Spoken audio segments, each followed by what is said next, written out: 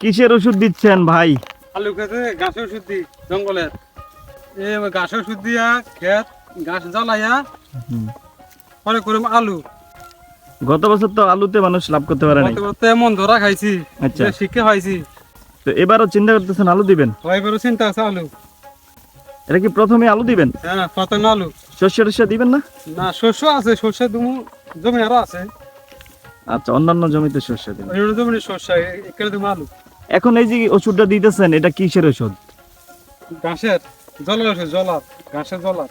ও আচ্ছা, তা গাছটা মাইরা পরে চাষ দিবেন না? চাষ দিবেন কবে? ঘাস মাইরা শ্বাস দমু, শ্বাস দিয়ে সার দমু, আচ্ছা। সার দিয়ে লাগামু আলু। আল্লাহ যদি বাঁচা। ও তাইলে এটা মাত্র এই জমি প্রস্তুত করে হইতেছে না? ওই জমি সবাই শুরু করতেছি। ও দর্শক বিন্দু, বর্ষার শেষে এখন জমি ফসলের জন্য প্রস্তুত করা হচ্ছে। কৃষক মাঠে এই যে ঘাসের ওষুধ দিচ্ছে। গতবার তো আলু একে এমন ধরা খাইছি, আচ্ছা। জীবনের ধরা। আহ। এবার দেখি সাই আল্লাহ কি করে।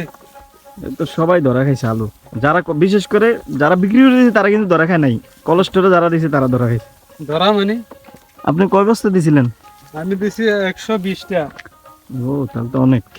25টা বস্তা বেশি হবে, 25টা বস্তা তো পুরাই ধরা। পুরে ধরা।